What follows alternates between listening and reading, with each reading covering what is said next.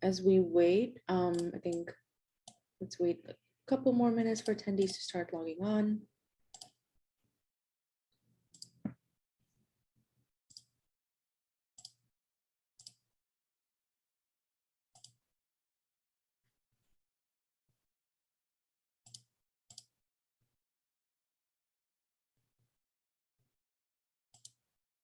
All right, everyone, in the interest of time, we have some great panelists here today, but as everyone logs on, welcome. We will, begin in a minute. In the meantime, if you are comfortable doing so, I encourage you to, introduce yourselves in the chat box by introducing your name and your organization. Panelists, if you're, comfortable doing so, I would also encourage that to kind of get the ball rolling.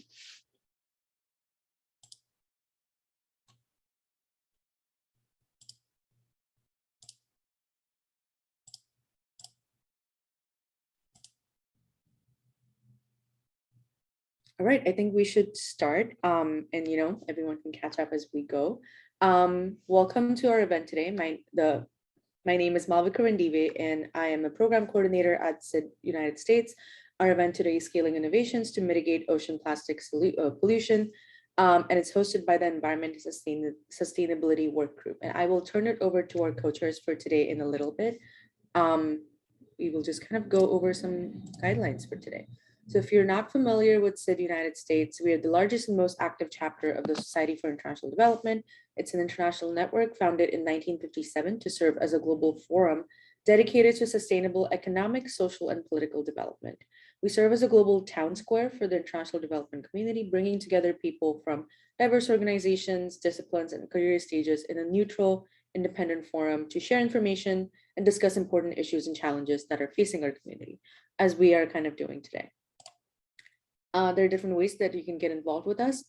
You can check out some of our upcoming events and sign up for our weekly newsletter at sid/us.org. You can also apply to be an intern or a volunteer co-chair and get involved with us. There are other volunteer opportunities coming up soon, so please stay tuned on our website or through our newsletter and social media. And speaking of social media, you can follow us on social media to stay updated with all of our activities. A few things to note for today. This will be a recorded session and we will be sharing it publicly through our networks and through our social media channels. After today, you can find the recording on our YouTube channel as well. There is live transcription closed captioning available, and you can access it through your own personal settings on Zoom. If you have any certain questions, please post them in the Q&A box. You can also address them to specific speakers. We may not have time to answer all your questions in the interest of time, and so definitely want to make sure that everyone knows that. I will now turn it over to one of our co-chairs for the Environment and Sustainability Workgroup. Ari, please go ahead. Hi, thank you, Malvika, for the introduction, and warm greetings, everybody. Good morning, day and night. My name is Ari Istandar. I am the co-chair of this SID-US Working Group on Environment and Sustainability, who's, as Malvika mentioned, hosting this virtual webinar. My co-chair colleague, Jeremy Swanson, is also here, and he'll give the closing remarks at the end of this event. And again, thank you to all participants for attending this event on one of our most pressing environmental challenges, which is ocean plastics pollution. I think it is also a timely event, considering there's a UN Oceans Conference taking place this week. And a shameless plug, there is an International Plastic Bag Free Day on Sunday, July 3rd. Just keep that in mind. And just a bit of perspective before we jump in about plastics. Based on UN data, there's 1 million plastic drinking bottles purchased every minute. So by the end of this 90-minute event, there's going to be 90 millions of plastic bottles purchased. And unfortunately, we have no idea where they end up after being used. So with that, I'd like to introduce Sylvia Petrova, from Urban Oceans Plastic Specialist from the United States Agency for International Development, or USAID, who will moderate today's forward-looking conversation with actually 4 diverse experts and practitioners, from solid waste management service provider to a leading research institute to a multinational company working in the food and beverage industry, as well as a innovation incubator working with enterprises and emerging startups in the field. So we look to hear and learn from these diverse panelists, and with that as well, I'd like to turn it over to Sylvia to kindly proceed. Thank you. Thank you. Thank you, Ari. I'm also very excited to be part of this webinar and looking forward to learn from our speakers. Before we proceed to the presentation of our speaker, I would want just to frame a little bit the stage about the ocean plastic pollution and to touch on the recent national and international policies advances, as well to share very briefly approach USAID is taking to tackle ocean plastic pollution. Can we pass to the next slide, please? And even the next one. Okay, we do have a really big challenge in front of us. And as Ari mentioned, plastic is everywhere. Plastic was one of the inventions in 1950s, but every piece of plastic that has been produced since 1950s still exists in our environment, either in micro or macro form, microplastic. And plastic has been also found in the greatest depth of our ocean. Few more statistics: an estimated 11 million metric tons of plastic enter the ocean every year. This is equivalent of more than one garbage truck that is dumped into the ocean every minute, every day.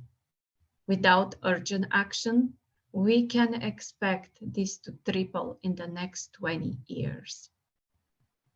And plastic, we call it ocean plastic, but 80% of the plastic that is in the ocean is sourced from the land, coming from mismanaged waste in urban, peri-urban, and rural areas. Ocean plastic pollution is a global and complex problem, affecting every coastline, every community, no matter how big, small, rich, or poor they are, because it threatens our world's marine ecosystems, our major industry, fishing, tourism, our food security, and ultimately our health. Let's go to the next slide.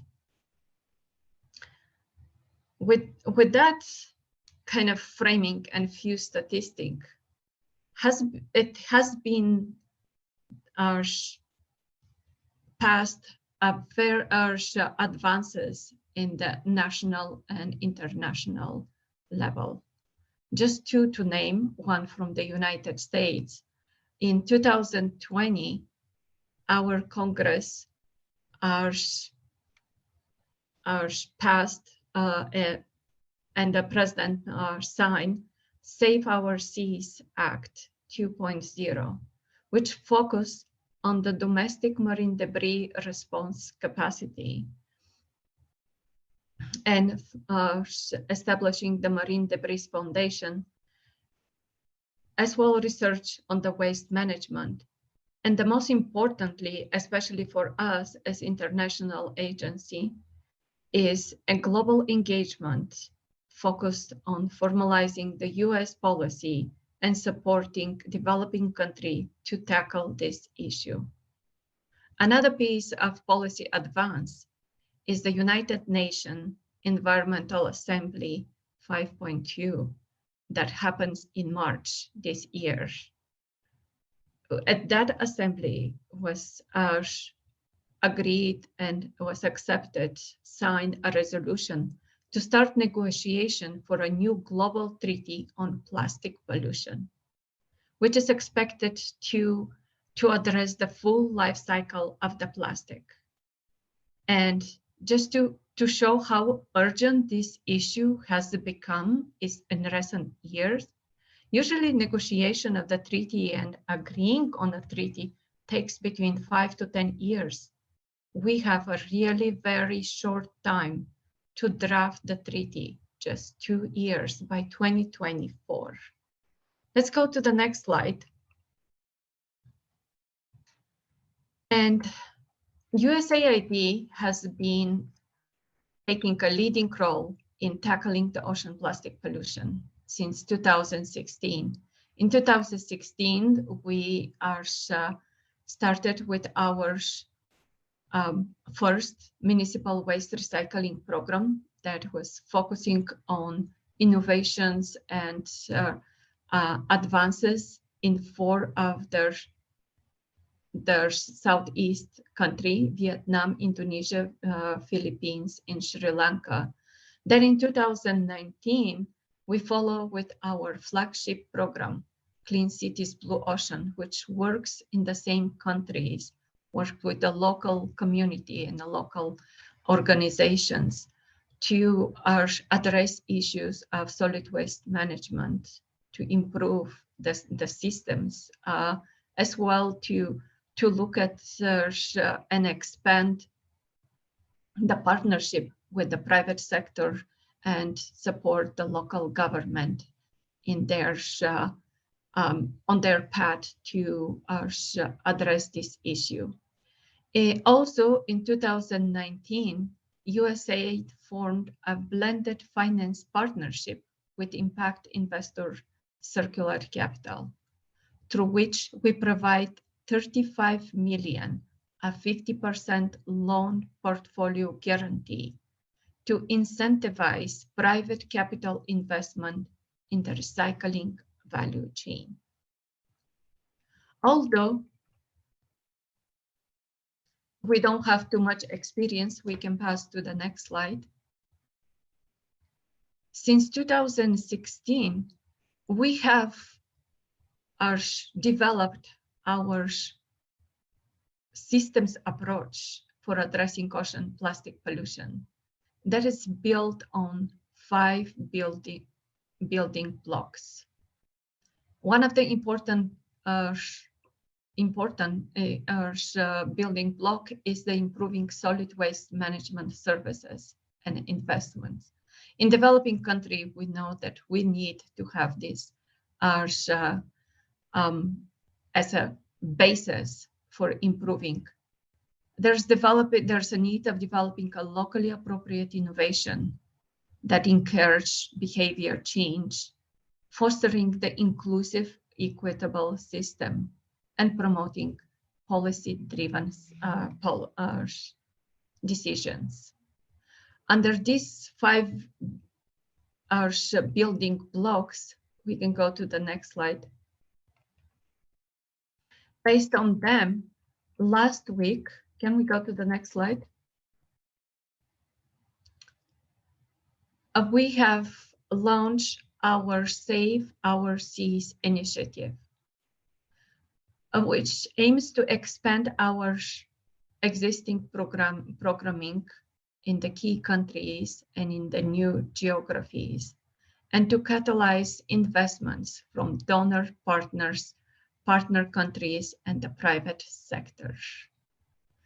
The initiative is also built on successes and lessons learned from our experience, and is designed to implement the Save Our Seas Act 2.0 up to 2020.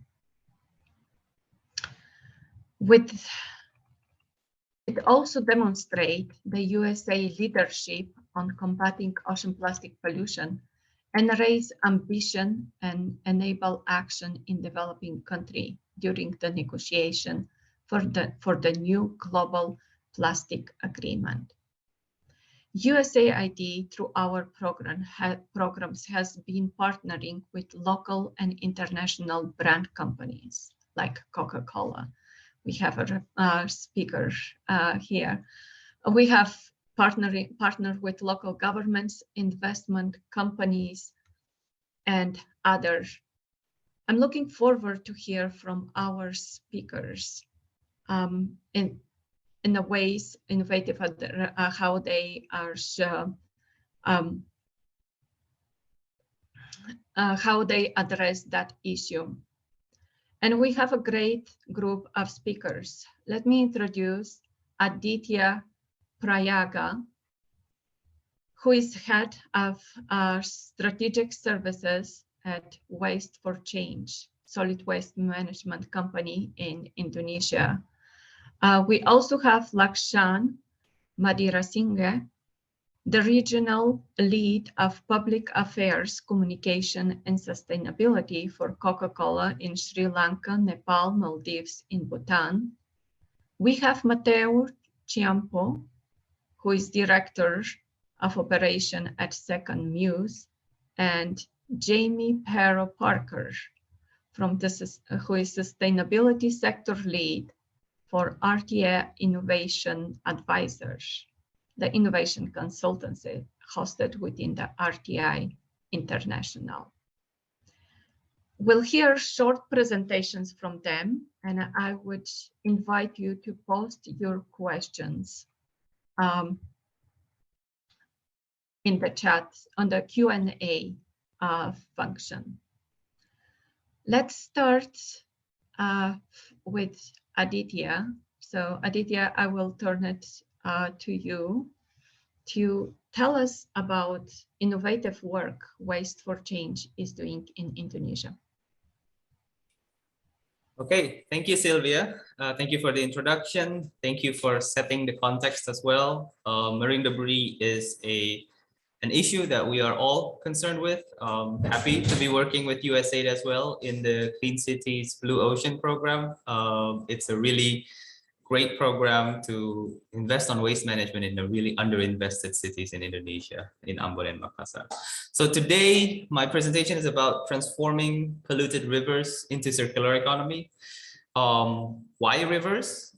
Because really it is the bridge between the waste that is mismanaged on land to the ocean, that where we see all the problems, right?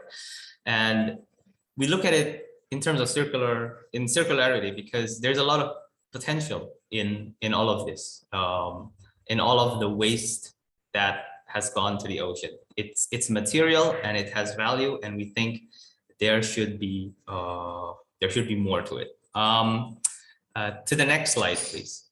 So I start with, so just how much is there in the ocean, right? I live in Indonesia. Our company, Waste for Change, we are a waste management service provider in Indonesia. We look at this waste problem is a very big problem, because if you look at the picture on the left side of your screen, there is landfill. So most of our waste are actually going to the landfill, but it's not properly managed. There are a lot of methane deposits in the landfill. And since most of our waste goes there, those methane deposits just keeps getting bigger and bigger until eventually there's a spark and it could explode. That picture on the left just shows when it explodes. This is a picture in Tangerang.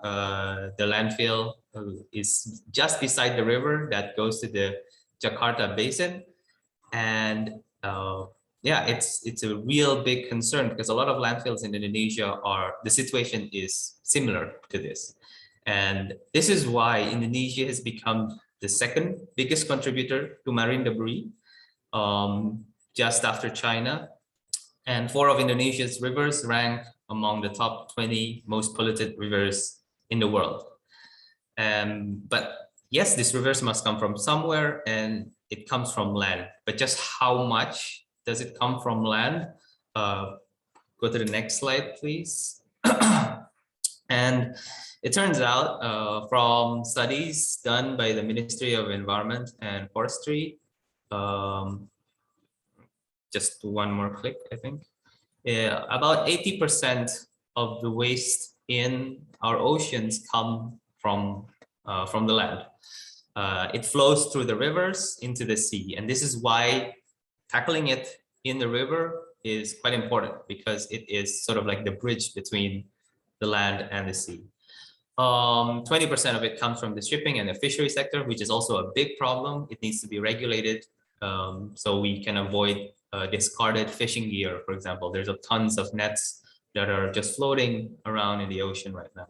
So yes, Sylvia has said about 11 million metric tons of waste goes into the ocean. At the time when I made the slide, this is 8 million tons. So it is increasing every year. Although the new data shows that the more we consume, the more the management of waste inland does not catch up to the amount of consumption we do, and it results in a lot of it being mismanaged.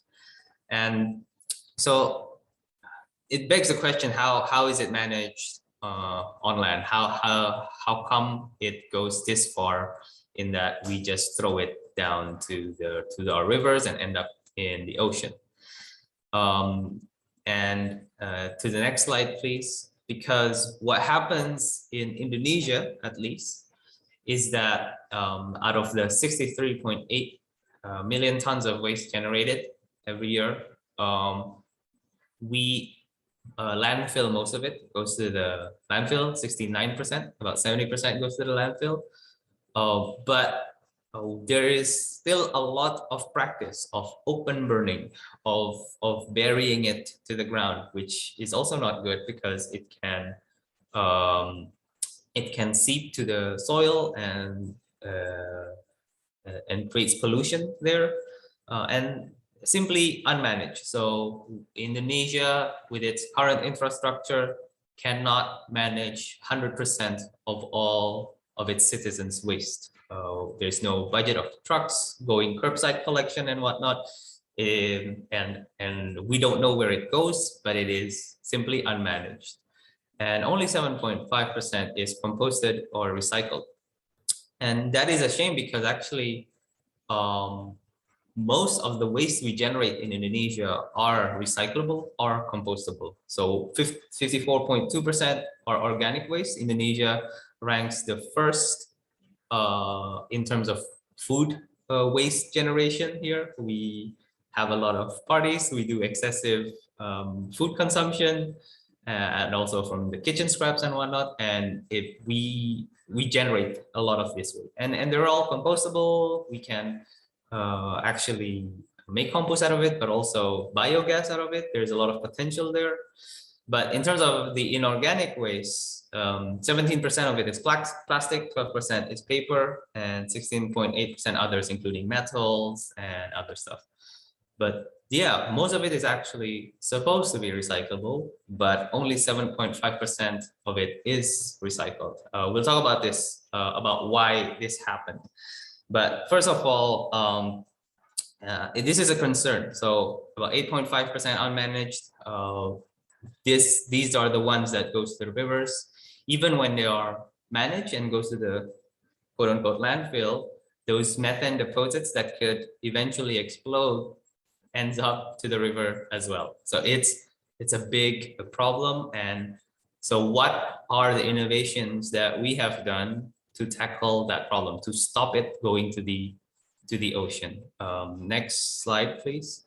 So Waste for Change, as a waste management company, we're not just doing waste, collecting the waste from our clients, our subscribers, but also we're doing a lot of projects that tackles waste that are already polluting the ocean. So these are some of the projects. We're working with the Marine Recycling Center, Lovemore, and Salt in the Jakarta Basin. We work with Workgroup and also this foundation in Germany, One Earth, One Ocean. We work with Coca-Cola Foundation as well, and Benioff Ocean Initiative to collect waste from the Citarum River. And of course, we all know the ocean cleanup. They are deploying a lot of these interceptors, and we are their partners as well, because the waste, after we catch that waste from the river, it still needs to be managed. We just don't want to put it back to the landfill and wait for it to explode back to the rivers, right? So all of these efforts are being done right now, but I want to highlight just one effort that we do that I think could be the model for our could be the model moving forward next. So it's called the Bokassi River Cleanup Project. It's a collaboration between Waste for Change, Schwartz Group as a donor, but also we include Bokassi city government here. Because we don't want to just do it as a project for maybe 1 or 2 years, but we want it to be sustained. So we have to include the local government, increase their capacity, and make sure they have ownership to the project as well. So when the donor ended, the project still sustained and owned by the Bokassi city government. So in here we have this catamarans, the sea hamster. It has a capacity of 300 kilogram. And it's powered by a photovoltaic cell. So it's a zero carbon project. Next, please. What we do here is actually interesting because Bokassi City does not have initiative to clean their own rivers. And there are people actually, they call them frog groups that goes to the river. And what we do is provide this boat so that they work in a much safer environment. And they can work in shifts, and it's also zero carbon. They don't have boats that goes with gas. Next, so far we have done we have collected 7,900 kilograms. That's about 155 kilograms per day. But we find that a lot of it are organics waste, leaves, kitchen scraps, bamboo.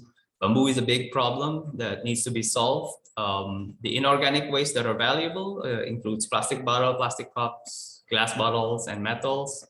Yes, metals, some of them float. It's also weird to see, but in terms of residual waste, this is a lot of it goes here. Your diapers, your pads, styrofoam, multi-layer plastics. This is the big problem. And next, please. And we see that it's not just the quantity that's a big problem, but also their behavior. Because from our experience, there are two main classifications of the river debris. There are the flowing debris that goes freely to the ocean, but also there's this static debris that actually builds up over time due to the contour of the river, but they contribute to this big flash floods. So Indonesia has annual floods. And whenever the trend is that whenever we see that these spots are depositing, the next day when it rains, it flooded, right? And it all clears back up again from zero. But so the Sea Hamster project goes to these spots and clear them up, so we avoid these flash floods coming in Indonesia. So due to the project now, the area that usually has flooding, we avoided that for the past year. For this last year, we have avoided that. So that's a really big contribution to the local community as well. Next, please. And speaking of river debris, river debris is very seasonal. What I mean is that we cannot be expecting a certain kind of waste there, a certain quantity and quality of waste, but it varies throughout the season. In Indonesia, Muslim majority country, for example, we have Ramadan, where the waste actually generated much more during Ramadan, but also rainy season, because it comes from Bogor, like a mountainous area. All of the waste from Bogor flows down all the way to Bokassi to pollute Bokassi. And it's very seasonal. It depends on the wind direction as well. Near the mouth of the river, actually, the waste from the ocean goes upstream to back to the river and get stuck on those static debris hotspots.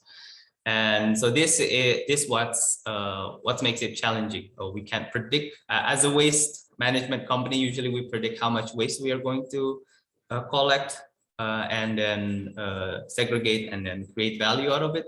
But we can't predict it with river debris. So this is the challenges that's happening. But it's not just seasonality, but also only selected materials are thrown in the rivers. Why does this happen? Next, please. And we're talking about the land-based problem here. Now, in Indonesia, the amount of waste that is polluting the environment is really reliant on the market, right? So in Indonesia, we don't have a problem in forward logistics. Consumers can get their products easily from e-commerce and all the other ways they can get their materials. But once they consume it, the packaging going back to the manufacturing process is very difficult. This is what we call the reverse logistics side of things. So the supply chain of recyclables is very long. It's very disorganized and informal. We go to the scavengers goes to a bigger junk shop, bigger aggregator, bigger pre-processor, and it goes to 5 or 6 different steps. And it makes recycling very expensive because every chain they have, there's an exchange of value, right? And there's a lot of these happening. They're all informal and very small quantity. So recycler, it's not a very good industry for recyclers. It will be very difficult to invest because it's hard to predict the recycling. Next slide, please. When we zoom in to the just the reverse logistics, this long value chain, what Waste for Change has done is strategically put themselves in as a bridge to enable the circular economy. Because what we do is making sure that these recyclers have a good supply of recyclables in both in terms of quantity and quality. And then we manage all of the various aggregators at different levels who are very inorganized and informal. We give them capacity building, we make sure they comply, and we don't, they comply to various industrial standards. So we are providing security to the recyclers so that they have a good quantity of recyclables. On the other side of things, we are making sure we give a good waste collection service as well to our clients. They have their reports, they know where their waste is going, and we are avoiding about 60% of their waste to the landfill. And we do campaigns as well, and we do consulting projects as well. So that's a little bit about Waste for Change and how we think we have to invest in all of this. Next, my last slide. So Aditya, I'm sorry to interrupt. You just have a few 30 seconds for your slides. Yeah, it's my closing slide. It's my closing slide, Sylvia. But yeah, so we have seen the issue already, some of the innovation and solution, and where the core problems is in terms of the reverse logistics side of things. We hope we can replicate all of the solutions, including the innovations in blocking the waste entering the ocean from the rivers, but also solve those core problems in the recycling industry. We have done a lot of seminars and a lot of discussion. The problem is it's still doing a lot of environmental degradation. So the big question is, can the solutions we have outpace the rate of the environmental degradation? And it all boils, the good thing is we know a lot of this thing boils down to political willingness on policy and enforcing that policy. So let's start doing that. And we hope all of these panelists can contribute to the solution together. That's it from me. Back to you, Sylvia. Thank you. Thank you so much, Aditya. It was very interesting. And I think everyone got a sense of how complicated this problem gets when you start looking at that. Without more talking from my side, I will pass the presentation to Lakshan to tell us about the work Coca-Cola is doing in this space. Thank you, Sylvia. Hello, everyone, and greetings to you all from Sri Lanka, which is where I'm based. And thank you to SID-US for this opportunity that you provided myself and Coca-Cola to make this presentation. So I'll just get into the slides. I have quite a few, which I will get through in the time allocated. But I want to just highlight that as the world's largest beverage company, which Coke is, our purpose remains to refresh the world but a big portion of our work, a majority of our work that we focus on is to make a difference in the areas, in the cities and the countries that we operate in, which is across the world. So making a difference is very important, and making a sustainable difference, focusing on all the key pillars that we work on, which includes waste management. Next slide, please. I will base my presentation on focusing on World Without Waste, which is the Coca-Cola's company's very bold agenda when it comes to waste management, which was launched in 2018. It spans across all the 200 plus markets we operate. This is the framework with which we focus all our efforts. 3 pillars: design, collect, and partner. Under design, we focus on ensuring that 100% of our packaging is recyclable globally by the year 2025, and that by 2030, at least 50% of our recycled material will be in our packaging. There are few more recent and new targets that have been introduced, but design is a key component for us internally in the Coca-Cola company. Collect is the big goal, that wherever we operate by the year 2030, we must collect and recycle the equivalent amount of bottles, cans that we sell in the market.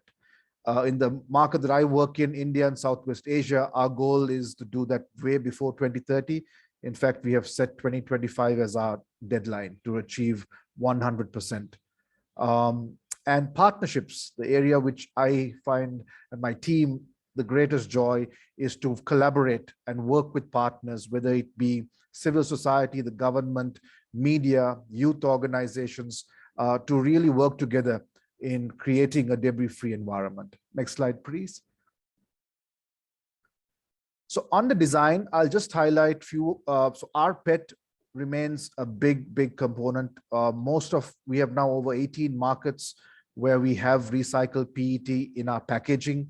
Sweden was the first country in the world which went 100%, the entire portfolio using our PET content. In some markets, unfortunately, the laws don't permit us to use recycled content in food grade manufacturing. So there is that policy side of work that we also need to do. But this is a big difference, and that it has caused a big impact in our markets. We do have refillables and returnable PET used in our packaging as well. Next slide, please. An interesting design change we're doing with brand Sprite. If you take Sri Lanka, for example, Coke isn't our biggest brand, it's Sprite.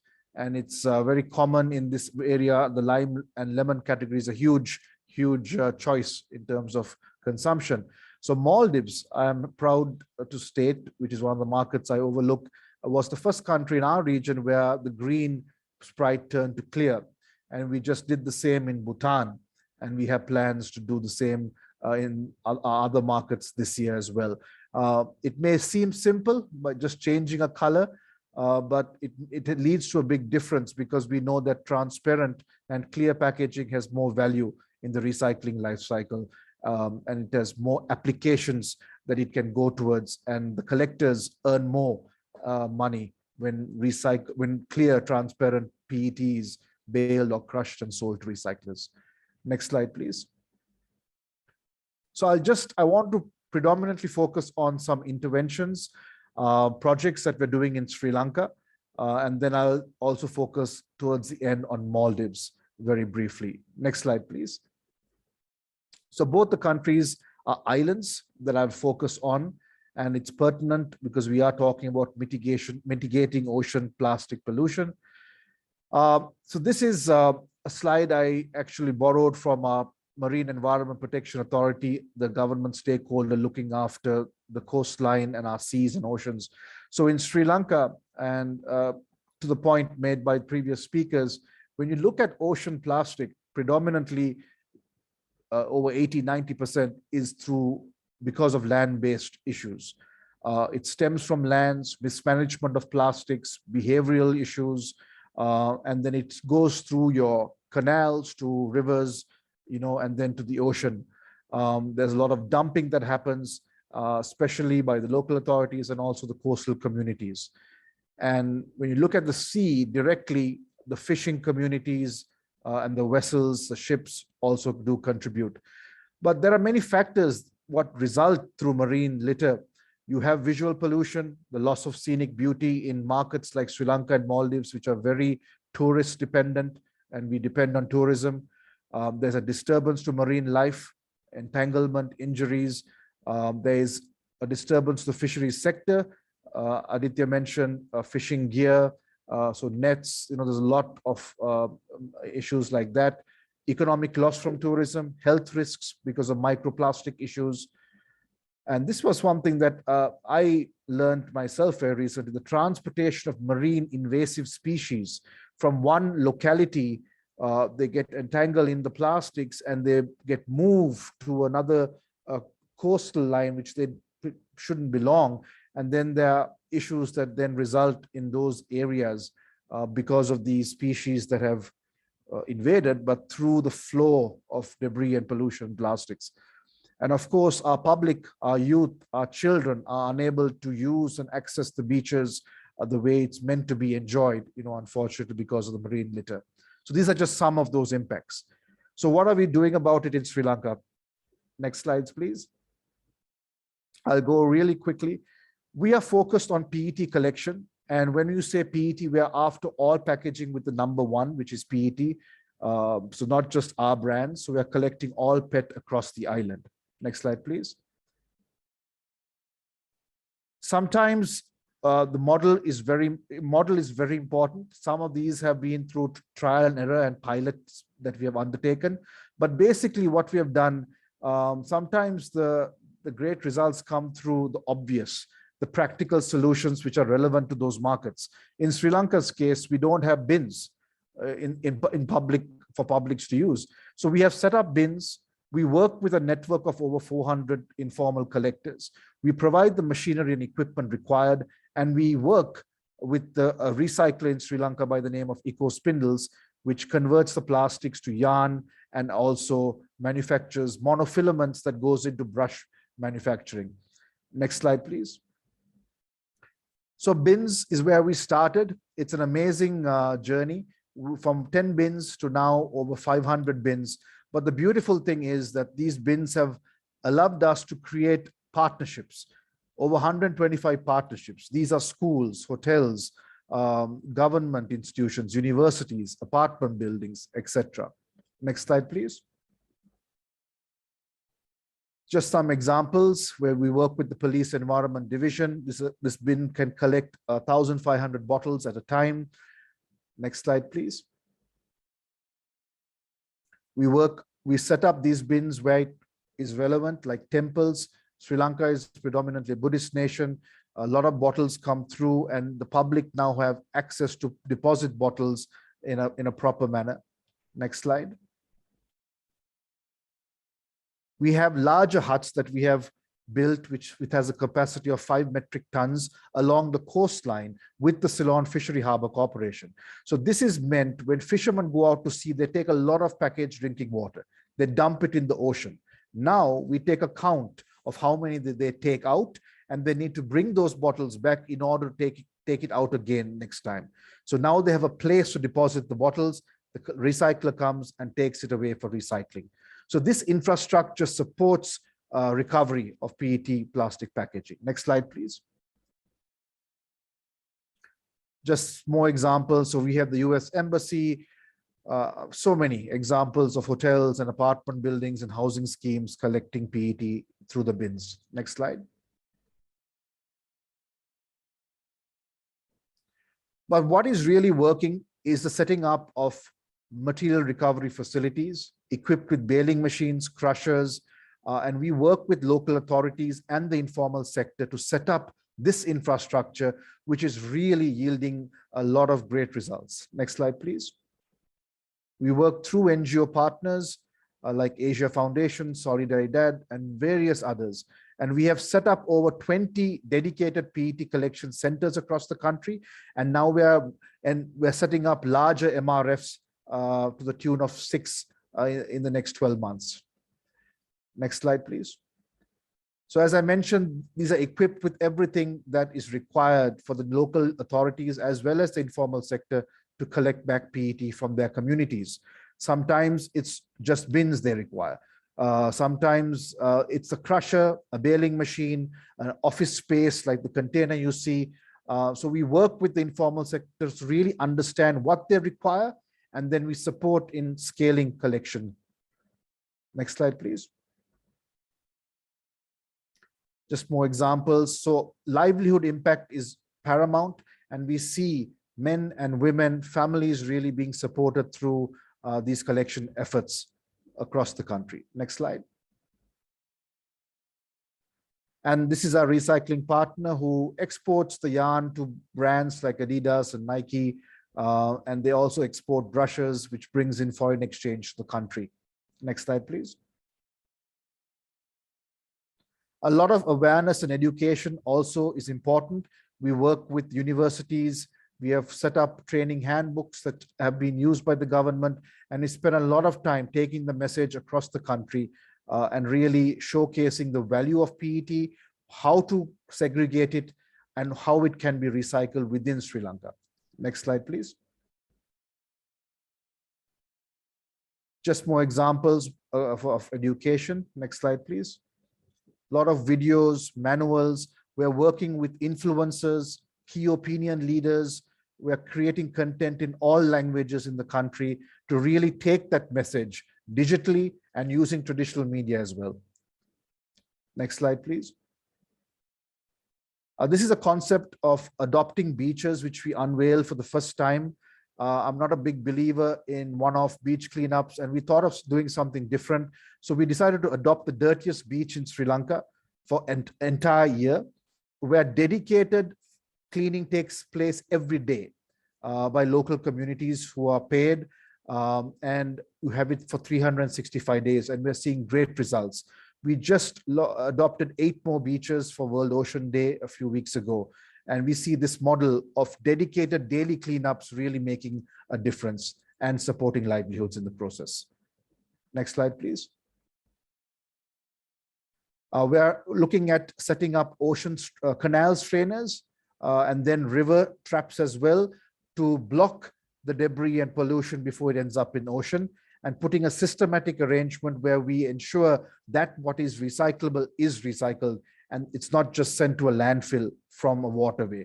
So we take a lot of time in designing this, and we're setting up our first trap in the next month and looking to scale that as well in the years to come. Next slide, please. EPR is a policy that we are in favor of in Sri Lanka, and we've been working with the government to implement extended producer responsibility. And this is a picture that was just taken a week ago, where we launched voluntary EPR with the government stakeholders. So policy is also important, and private sector working with government we see is very, very important to find solutions. Next slide, please. Lakshan, if you can take maybe 30 seconds, Yes. Okay. 1 minute maximum for Maldives. I know it's so interesting, and we want to hear everything. I just have 2-3 slides here. So I'll just, on Maldives, it's a very different landscape, over 1,000 islands. Some are inhabited, some not. Next slide, please. So what we are doing in the Maldives is really trying to put in place reverse logistic programs to collect back from the city center, which is very congested, and it's yielding good results. Next slide, please.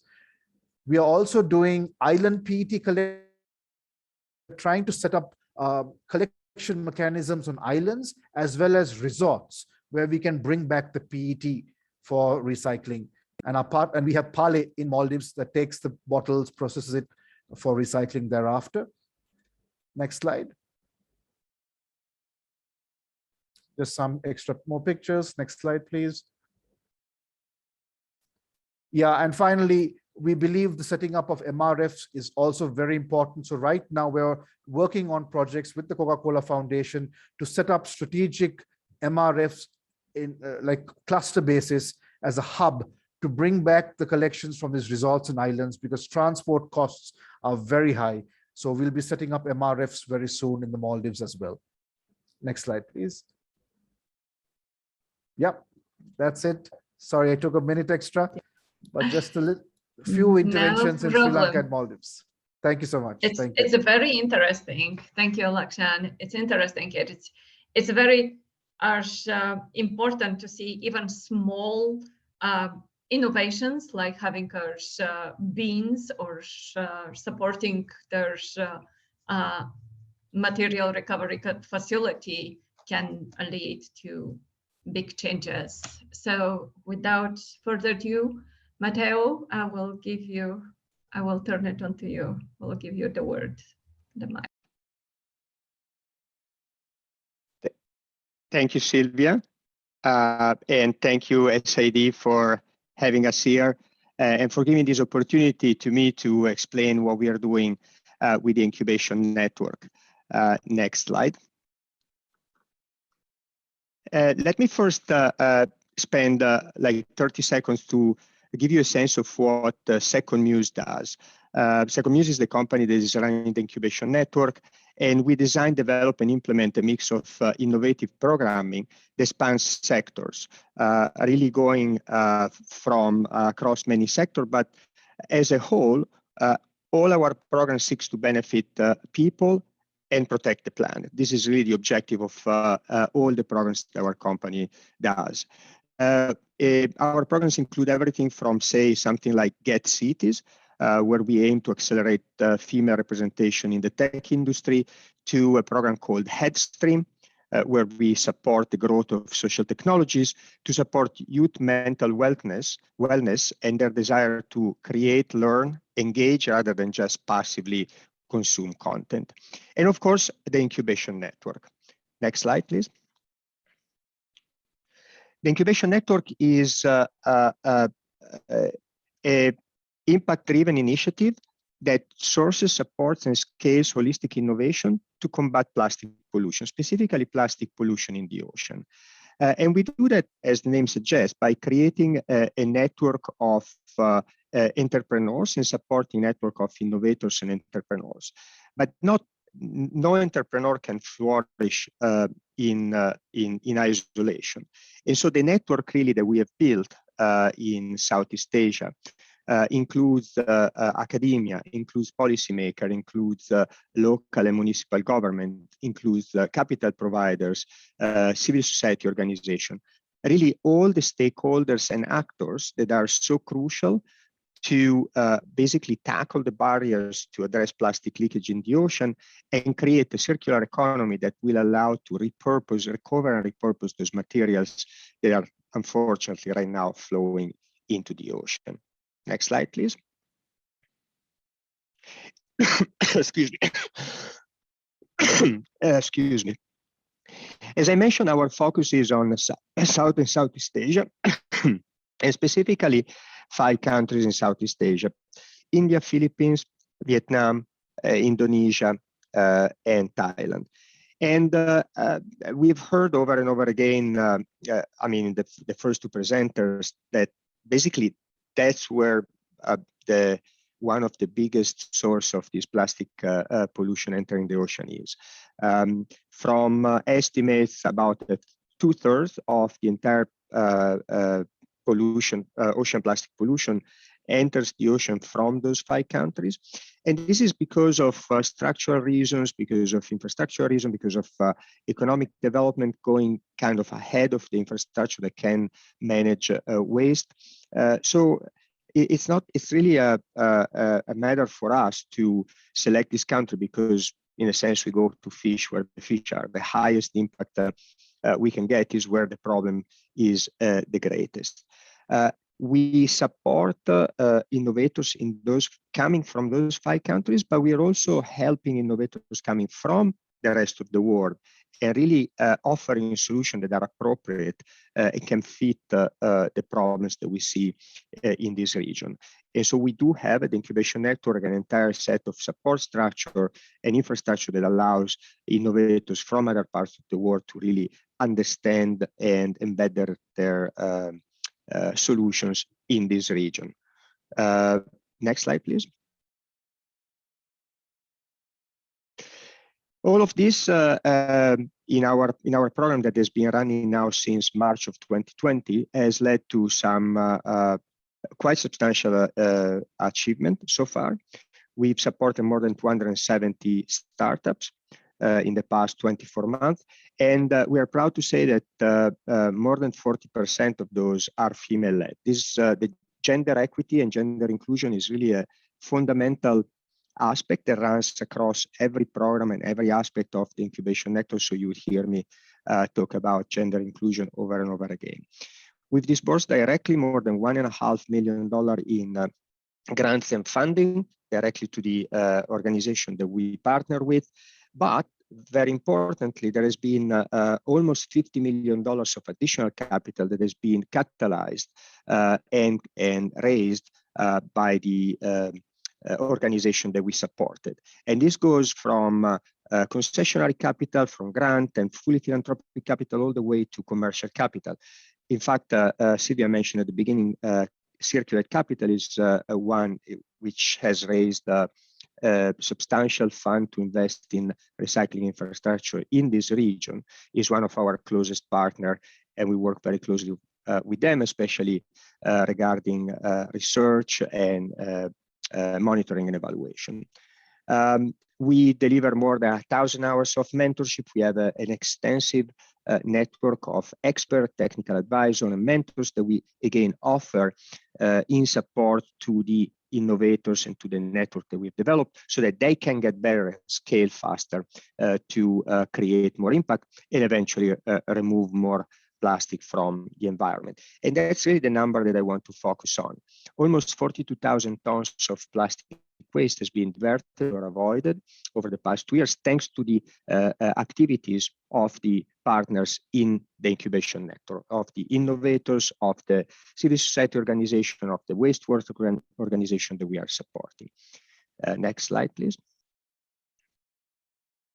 And so let me now drill down and zoom in a couple of examples just to give you a more real, tangible sense of what we do, what kind of programming it is that we do. Next slide, please. One of the areas that we really work on is involving the informal sector. If any of you in our audience has happened to travel or has experienced Southeast Asia, for sure you must have noticed that at the base of the collection system, at the base of segregation, at the base of the waste management system, there is really a large cadre of informal waste workers. Those are often less powerful, their voice is less strong, and we think that they are absolutely a crucial stakeholder in the entire system and a fundamental stakeholder, and we need to bring them in, and we need to help policymakers design policies that are accounting for the needs of this population, making sure that the power balance is restored and is maintained.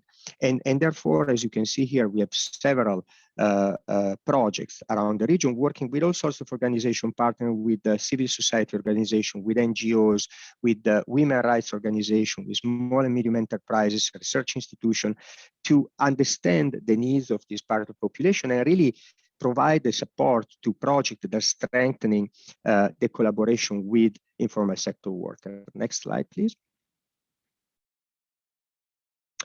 Specifically, I'm going to pick one example. In India, we partner with an organization called EcoSattva, which is a woman-led social enterprise.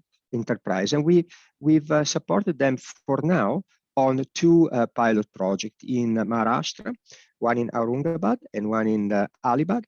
And both those projects are quite innovative.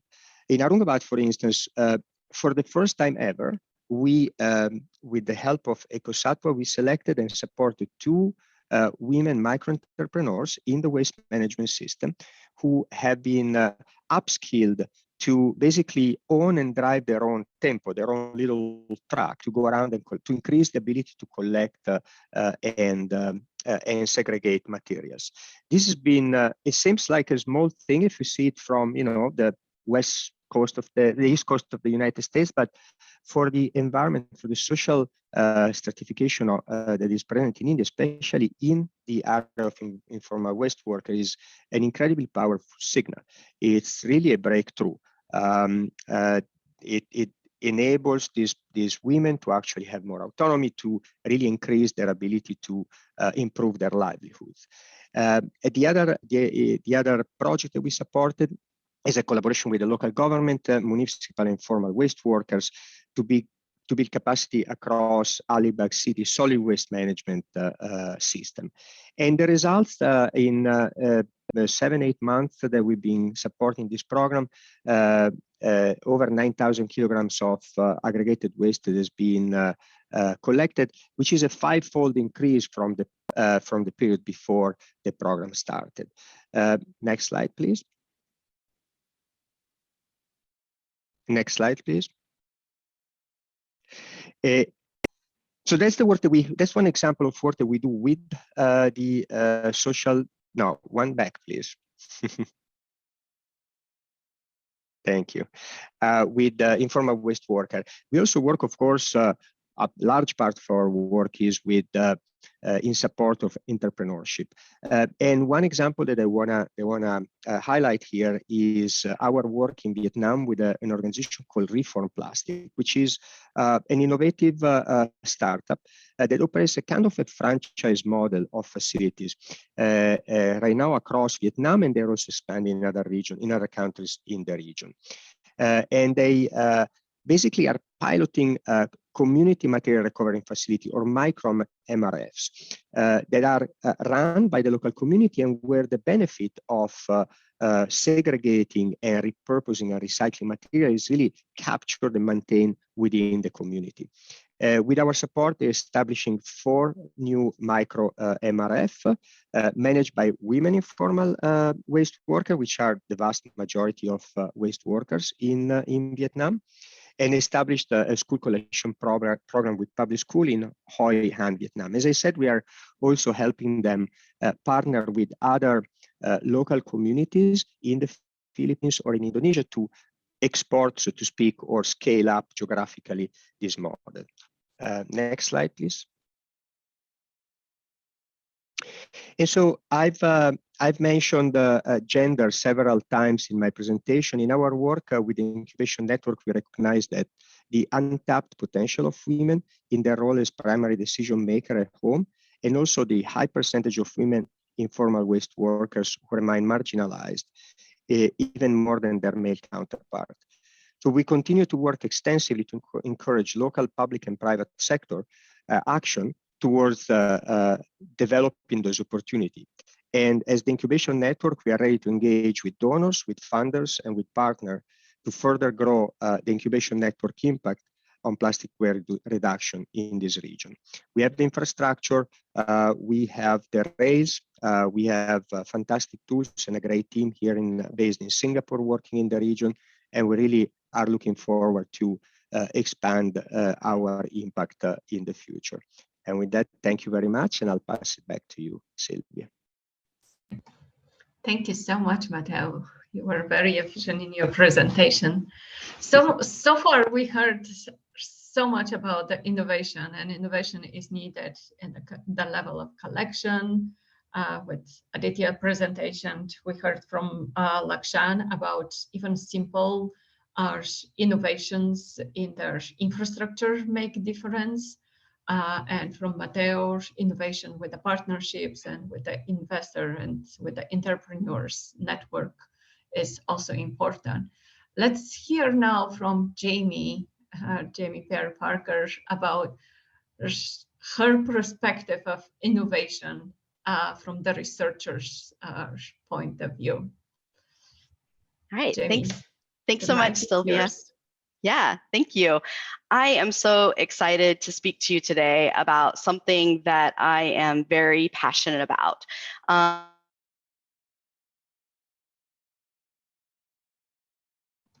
We lost your voice, Jamie.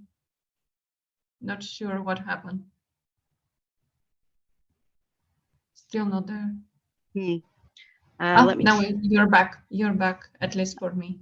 Okay. All right. Not sure what happened. Let me know if it happens again. But I am very excited to speak to you about something that I'm very passionate about. We are really at an inflection point with so many different environmental and sustainability challenges facing us. If you can go to the next slide. So just to kind of give you a little bit of background, when Sylvia introduced me, she said that I was with the Innovation Advisors, which is housed within RTI.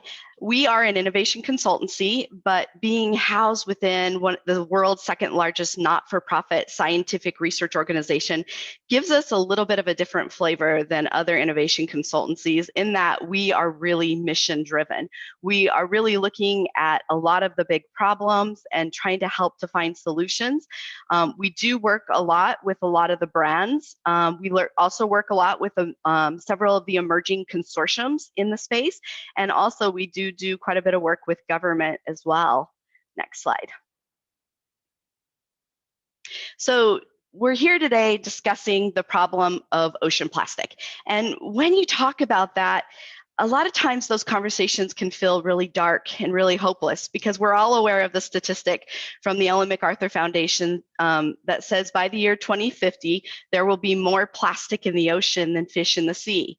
So how we solve the problem of plastic pollution, we have to get down to the net causes of what got us here. And the problem really stems from innovation.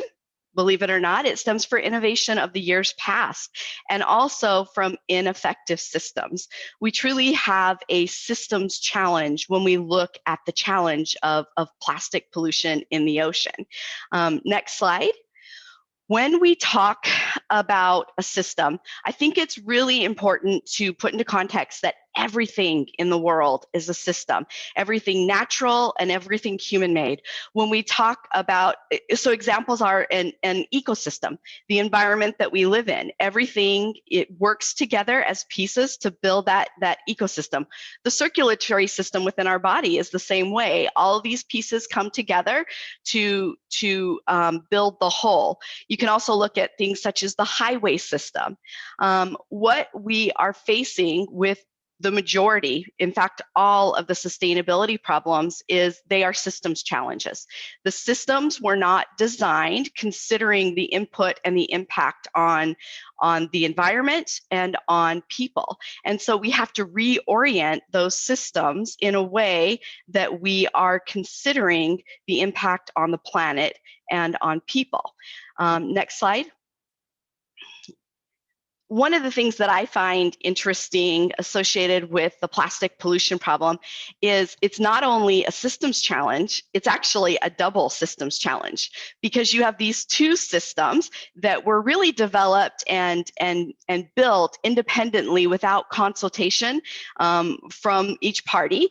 And they're now kind of colliding together and working very inadequately. So we've got the product life cycle. We have product developers that have been off really making packaging much more complex and addressing the consumer needs and putting in more layers that then we also have on the waste management side, where if it is a formal waste management, what they've been focusing on is really the simplest. They've been thinking in terms of square boxes. They've been thinking in terms of cardboard. They've been thinking in terms of monomaterial. And then if you go into a developing company, you have that coupled to an informal system.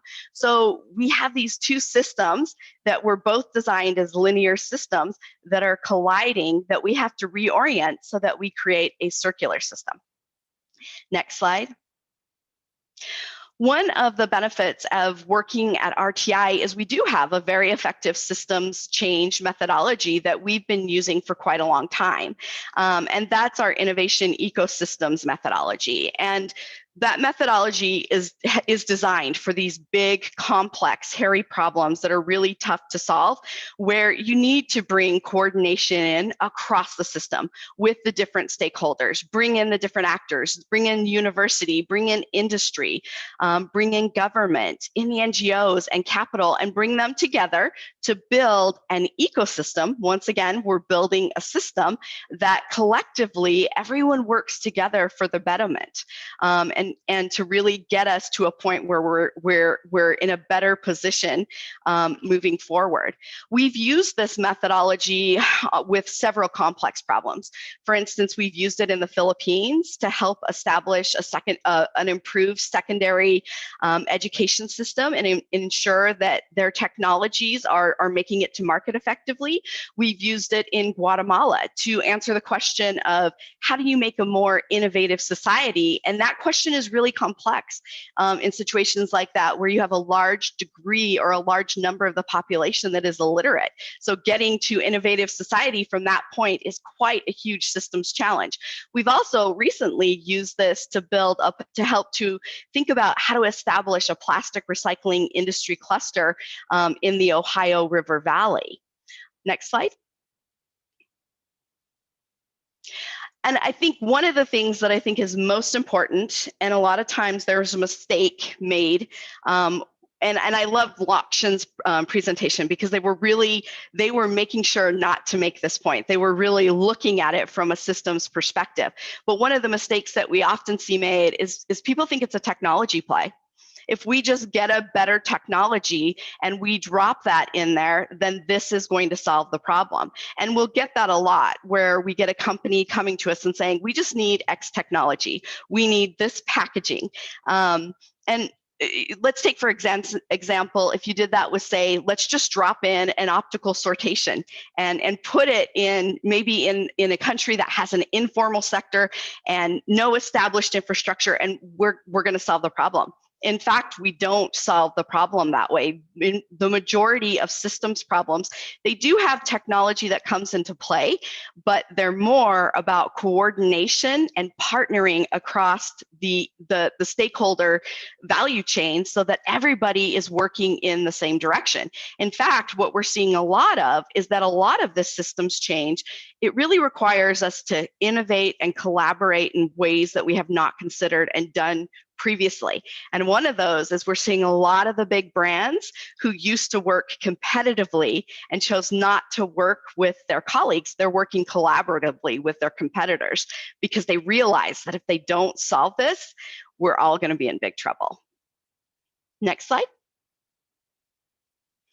So when we think about why plastics is leaching into the ocean, it's really happening for a variety of reasons, and they're all coming together. And when I say these 4 reasons, I'm by no way saying that these are the only 4 where reasons why this is happening. But one of the big reasons, and you saw this as Aditya was talking and as Lakshan was talking again, is in these developing regions, we have a significant gap in collection. We have a huge struggle in gathering that plastic together. And that's understandable when you think at the industrialized nations. Usually collection is about 75% of the waste management budget. So it's a very big ticket item. But if we don't collect, where it ends up is a lot of these landfills are put right next to rivers, and then those rivers flow right into the ocean. So we have to deal with collection and figure out how we do that with an informal and a formal sector working together. The second piece that's really working against us is we're seeing a population trend around the globe to mass urbanization. A lot of people are moving into the cities, and what's happening is that behavior is coupled to an increase in production and consumption of single-use plastics. So not only do we have that problem is just getting a lot bigger because of this urbanization trend. Another problem is the lack of end markets are really limiting the value of plastic. If that waste has no value, there's no impetus for someone to go out of their way to change their behavior and to collect it.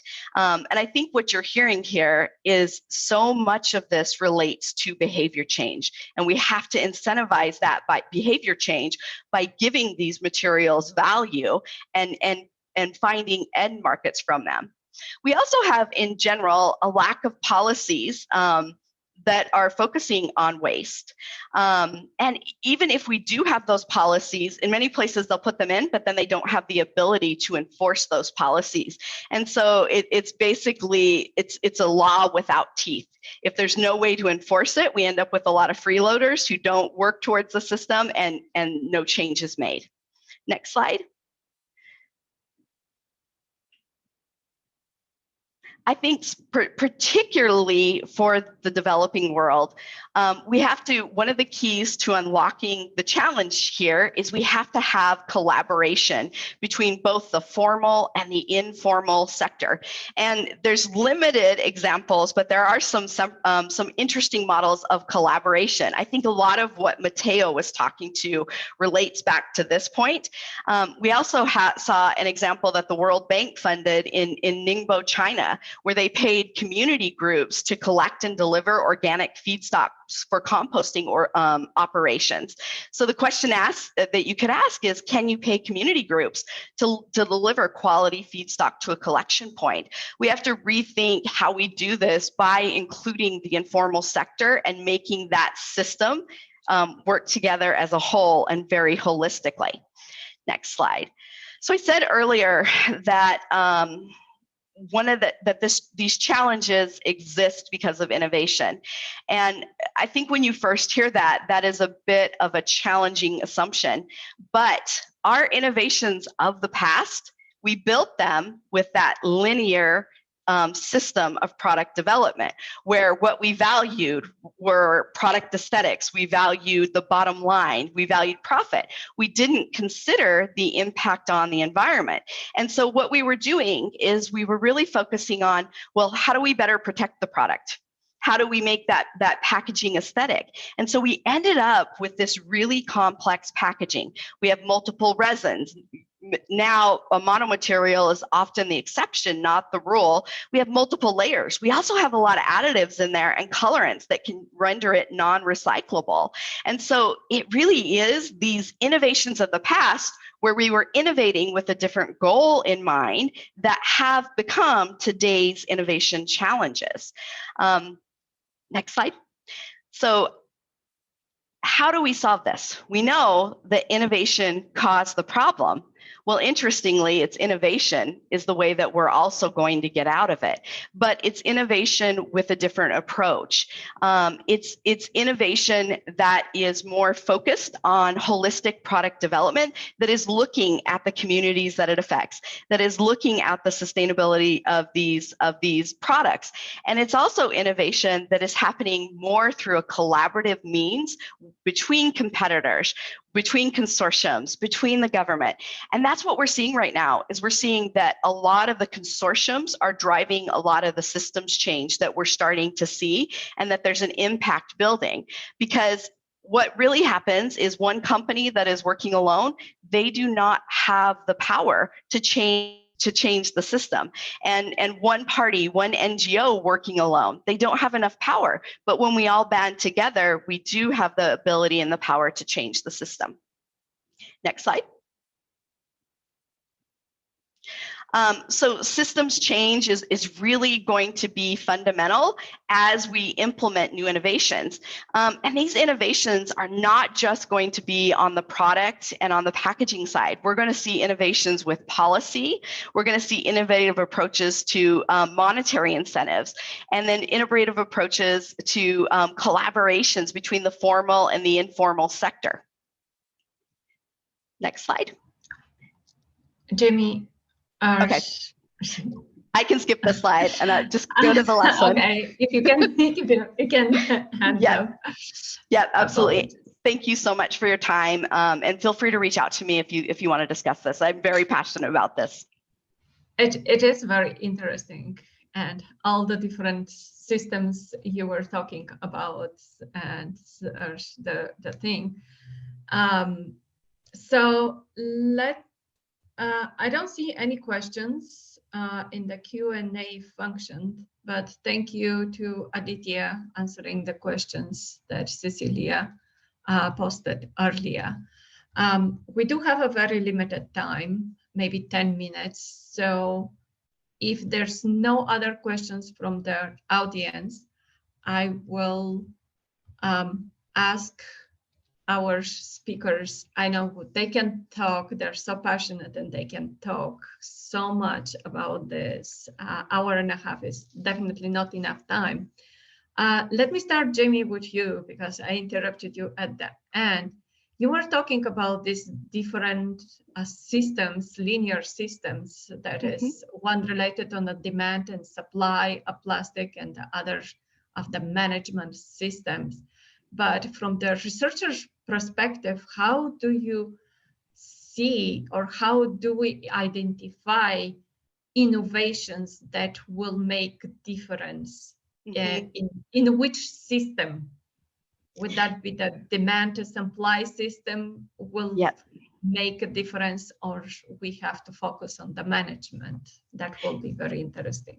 Yeah, that is such an interesting question, and you really hit the nail on the head, because in fact, just yesterday I got a phone call from a company and they were trying to answer this question.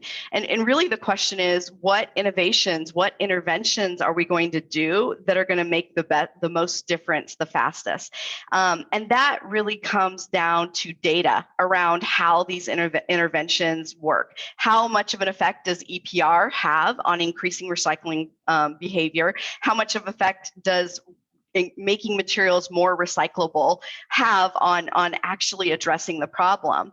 We're starting to see the emergence of several models that are pulling that data together, that are trying to solve that problem. In fact, just last week at the Plastic Recycling Show Europe, Systemic released the model that looked at that data specifically for Europe.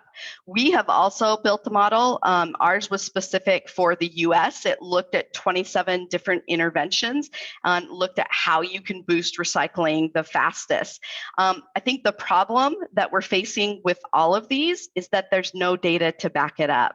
There's very limited data as to the effect of each of these interventions, and it really does hinder our ability to make good choices about which interventions need to be pursued. So we often refer to it as a data graveyard. It's a place that we really do need to fill to make better decisions.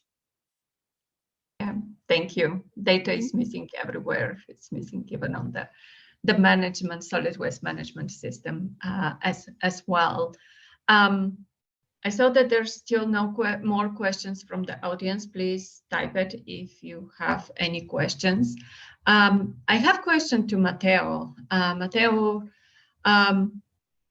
you have been working, your company, Second Views, has been working with so many players across the South and Southeast Asia region. What are some top prerequisites or requirements that are needed to scale key innovations in the circular economy from the country level perspective? Something just very briefly in a minute. Sure. Thank you, Sylvia. This is a classic question that would require a very long answer, actually, not a short answer, because different ventures have different needs, and therefore different ways that we can support them. And actually, not all ventures also scale. So from the experience we have, I would say that the innovators that we've seen succeed in scaling in the circular economy usually are supported in three areas fundamentally.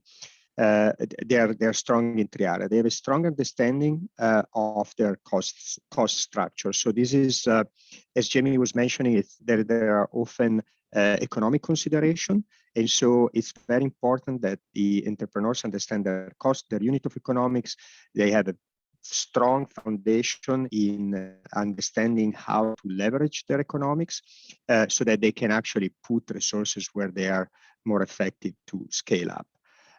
We've noticed that entrepreneurs that scale or innovators that scale usually have solid connection with other players in the value chain. Once again, there is no single entity that can solve the problem of plastic pollution. So each of these players is integrated in a value chain with both upstream and downstream partners. And the stronger they can build this network, and of course the incubation network is there to help them create connection and strengthen this partnership, the easier it will be for them to grow and scale. And finally, like more or less in every business that wants to scale, access to capital is crucial. We are working in many ways to actually create more appropriate capital structures, especially in Southeast Asia. This is a very peculiar area.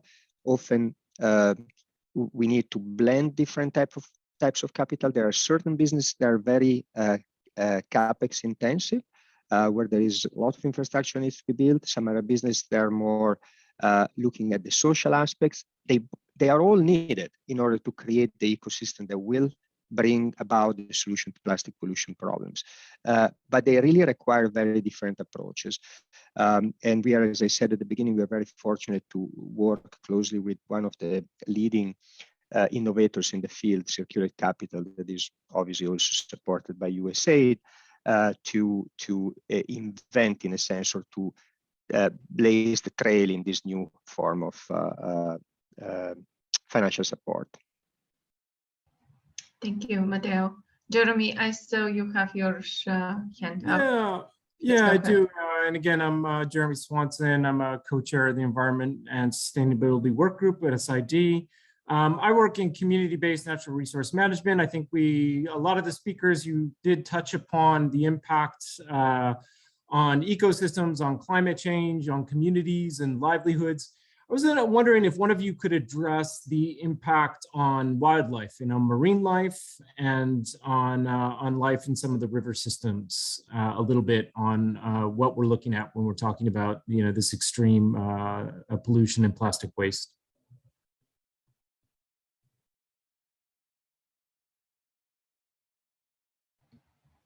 Who would be able to talk about that? Only for 1 minute. You don't have much time anyway. I know we could talk. Yeah, I can comment a little bit on that, Jeremy. I think, as a archipelago country full of islands, we rely a lot on marine life, and especially in the urban areas near the oceans, we do see a decline on a lot of the fishery performance.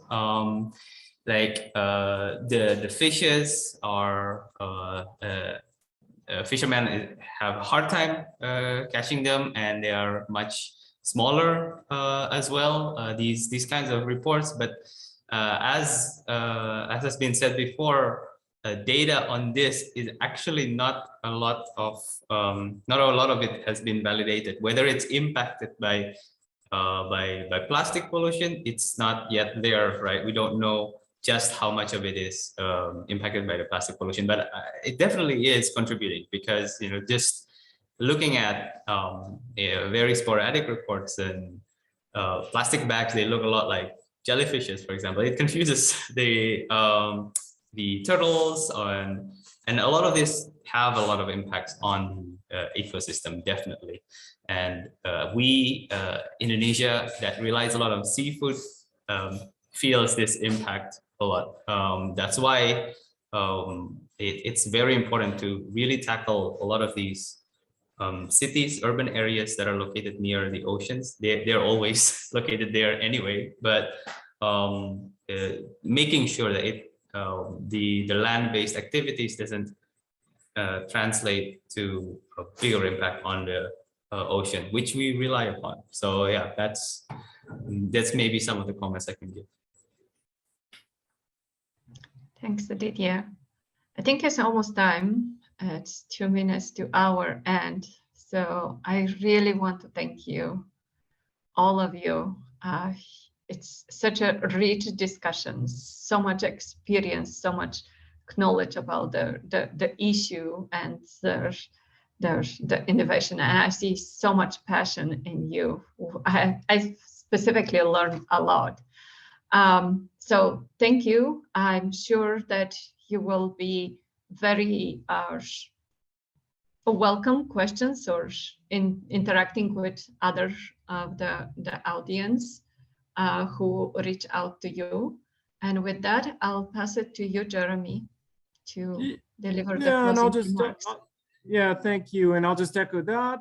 Thank you everyone for taking part and for eventful exchange of ideas. I know we'll be hearing a lot more about this issue, unfortunately, for many years to come, until we can push some of these solutions through globally.